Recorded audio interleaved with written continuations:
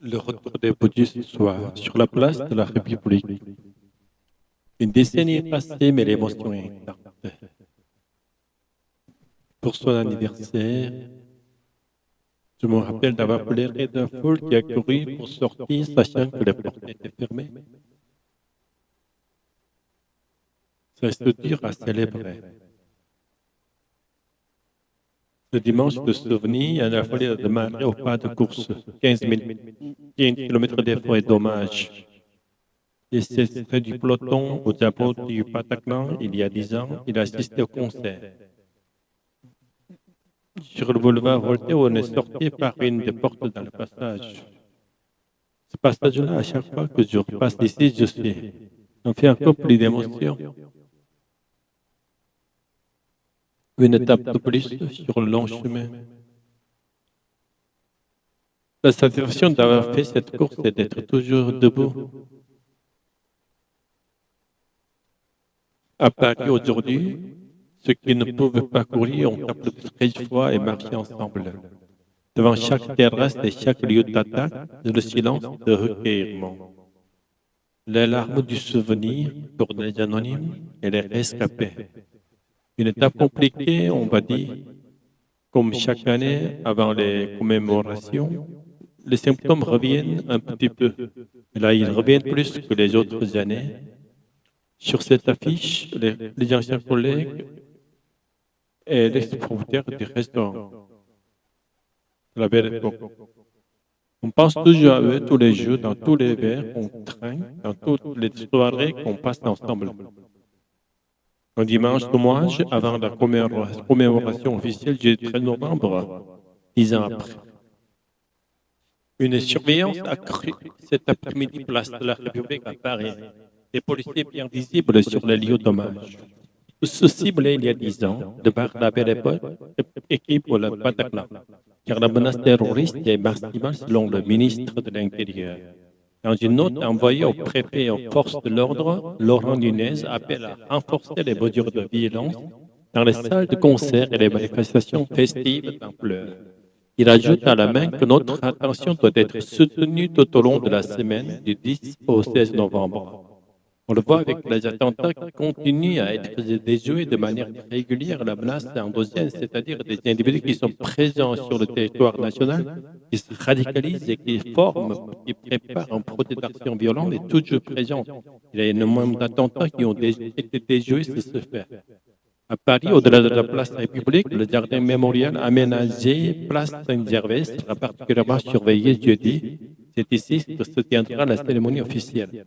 Les bars et les salles de spectacle aussi, autant que c'était la cible présumée de 3 jeunes femmes d'une vingtaine d'années arrêtées et écouées le mois dernier. Autre signe de tension autour de cet anniversaire, la garde à vue à 16 semaines. Salah Abdeslam, sa compagne et ses 2 autres personnes.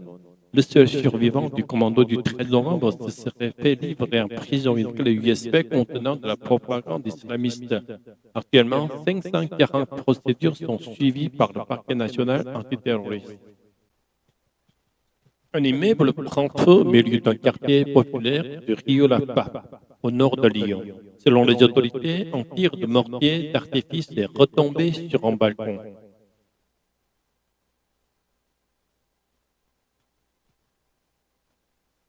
Tout a commencé un peu plus tôt par le tournage d'un clip de rap. Il a eu lieu dans la rue sans autorisation. D'après plusieurs sources, les figurants brandissent des mortiers d'artifice. On les voit sur des photos portant des combinaisons et des masques. Quand la police arrive, la situation dégénère. Tir de mortier d'un côté, gaz lacrymogène de l'autre. Selon la préfecture, le groupe de jeunes est à l'origine de l'affrontement. C'est à ce moment-là, sans que la police fasse quoi que ce soit, qu'ils ont été pris à partie, ils ont été reconnus et se sont pris des tirs de mortier. Ce sont les jeunes, par le tir du mortier, qui sont responsables de l'incendie. Tout le monde a pu sortir à temps, personne n'a été blessé. Juste avant que les pompiers n'arrivent, les jeunes du quartier expliquent avoir porté secours aux habitants. J'ai pris 2 enfants dans mes bras, je suis sorti, mon collègue pareil a pris 2 enfants, un père de famille faisait des allers-retours. Un père âgé qui boite avec 2, 3 enfants, paniqué, tout le monde y crie. 39 habitants sont toujours privés de logement ce soir. Certains sont revenus ce matin pour tenter de récupérer quelques affaires. C'est nous qui sommes les victimes. Aujourd'hui, ce ne sont pas les autres. Aujourd'hui, on se retrouve sans appartement, sans vie, sans rien. On est sorti comme on était. Voilà, j'ai tout perdu. Une enquête est ouverte. Aucune interprétation n'a eu lieu pour le moment. Il y a des chiffres, des lettres. Est-ce que les policiers et les gendarmes appellent des doublettes, des usurpations de plaques d'immatriculation? En France, le phénomène bondit, comment l'expliquer, comment se protéger?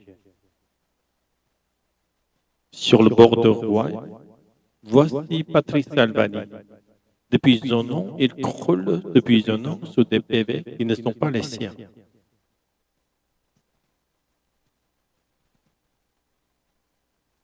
Au moins une dizaine de destinations, un véhicule de la même couleur et de la même marque roule donc avec la même plaque. Le couple de commerçants a porté plainte et changé de carte grise, mais les amendes continuent d'arriver. Aujourd'hui, administratif, 375 € tout de même.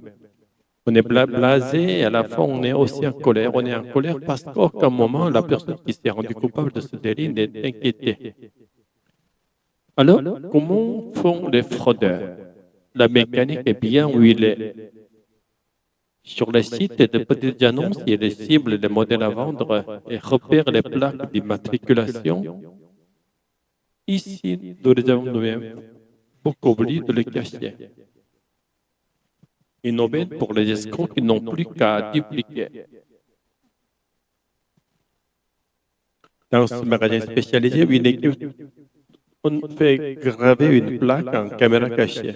En 10 minutes et pour 20 €, il obtient une plaque sans aucun justificatif.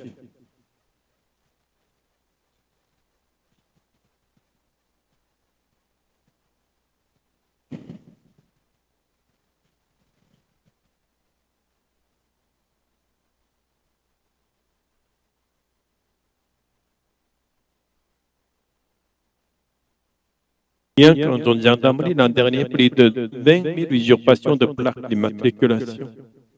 Depuis 2019, plus de 92% de faux et des autorités un peu désarmées. Ce jour-là, au péage de Saint-Arnoux, les gendarmes scrutent les véhicules suspects.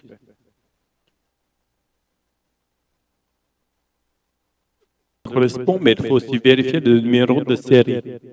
C'était une fausse plaque, le numéro du véhicule ne serait pas le bon. Là, il n'y a pas de trafic. Le trafic est difficile à repérer car les flagrants délits sont rares. L'aveu même de la brigade. En moyenne, on en fait 1 à 2 par semestre. C'est les jeux, on cherche et on trouve, on ne trouve pas. En cas de fausse plaque d'immatriculation, les escrocs risquent de 7 ans de prison, 30 000 € d'amende et un retrait de 6 points de permis. Auxerre, chef-lieu de Lyon, 35 000 âmes, contribuables et bénéficiaires de l'impôt. Les Français sont-ils prêts à en payer davantage? Nous sommes allés vérifier.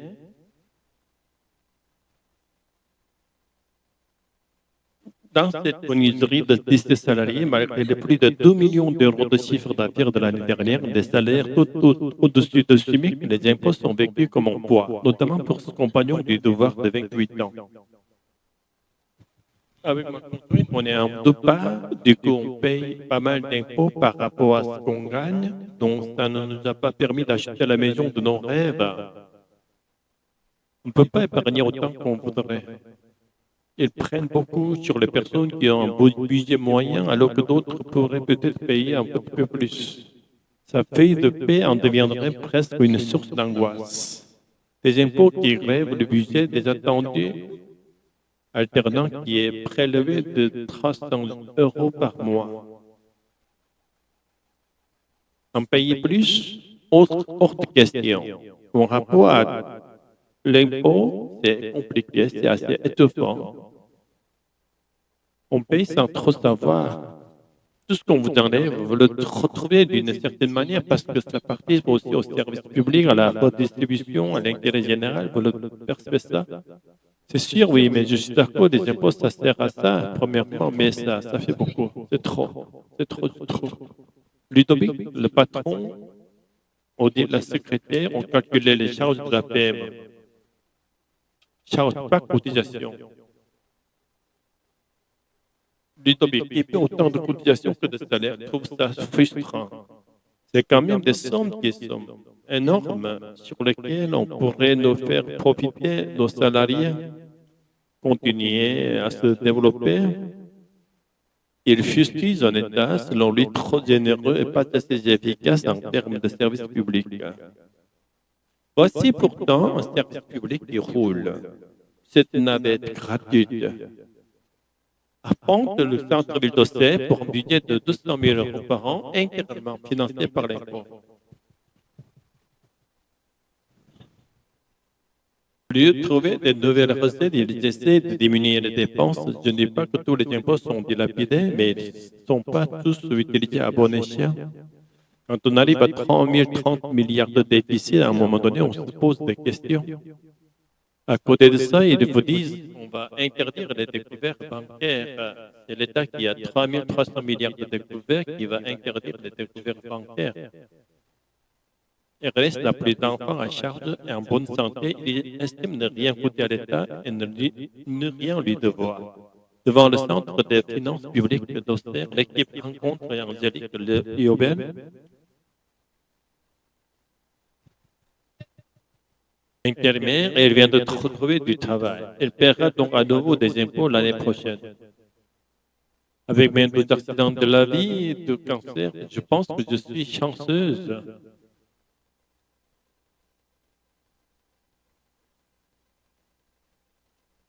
Les impôts, je pense à ma maman qui est à la retraite. Je suis contente d'en payer, quoi. Pour vous, c'est la solidarité. Exactement. L'histoire de France est émaillée de colère fiscale, mais dans le même temps, il existe un faux civisme en la matière. Oui, au principe de l'impôt, non à trop de pression fiscale. C'est ce qui se décèle dans les yeux des Français. En temps de Clément, jamais frauder n'a semblé si facile.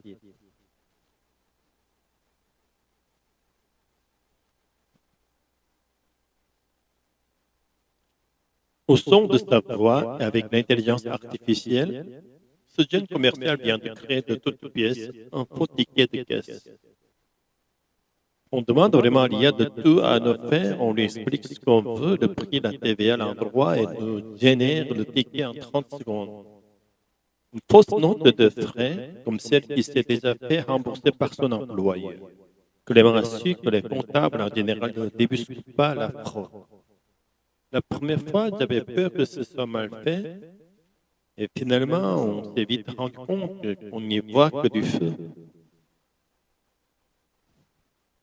En croisant le comptable après, il admet avoir été mal. J'ai été mal parce qu'on se connaissait, on se connaît tout juste. J'avais un peu de remords au début, mais ça allait. En France, produire de fausses factures peut être puni de 3 ans de prison et 45 000 euros d'amende. Malgré le risque et pour arrondir les fins de mois, comme on a su que les jours de ses connaissances, brave également l'interdit. Parfois, ce système est même utilisé pour gonfler d'autres factures. Clément est loin d'être une exception. Selon l'étude d'un cabinet spécialisé, 2 salariés sur 3 auraient déjà falsifié leurs notes de frais professionnels. Les infractions que l'intelligence artificielle semble encourager. Sur les réseaux sociaux, des tutoriels expliquent comment créer de fausses factures apparemment réalistes.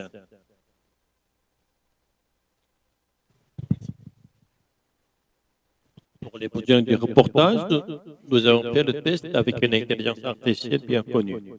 Dans l'espace de recherche, elle a demandé à l'IA de créer une note pour un repas à 17h50. Nous entrons le nom d'un restaurant fictif à Clermont-Ferrand. Moins de 10 secondes plus tard, voici le résultat. L'intelligence artificielle peut même ajouter le nom du serveur. Selon une étude chaque année pour une PME de 250 salariés, par exemple, la fraude aux notes de frais coûterait en moyenne 13 709 euros.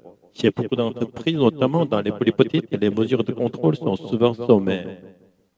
À partir du moment où c'est cohérent, le remboursement est appliqué. Ce patron dit faire confiance à ses employés, mais il reconnaît qu'en matière de notes de frais, il y a changé la donne. La fraude n'est pas arrivée, évidemment, avec l'intelligence artificielle. Par contre, elle se démocratise. Aujourd'hui, l'intelligence artificielle, naturellement, permet à beaucoup plus de monde de pouvoir le faire. Donc, mécaniquement, ça augmente la probabilité de pouvoir tricher. La menace ne se limite pas aux notes de frais. Face à l'IA, l'œil du comptable souvent ne suffit plus. À Paris, Startup analyse sur 405 angles de tickets de caisse. Des factures ou des contrats, le faux assure son fondateur se glisse désormais partout. Là, on parle des notes de frais, mais en fait, la fraude documentaire, c'est encore plus vaste. Ce concerne les factures, les documents de souscription, quand vous demandez un appartement, quand vous demandez un crédit.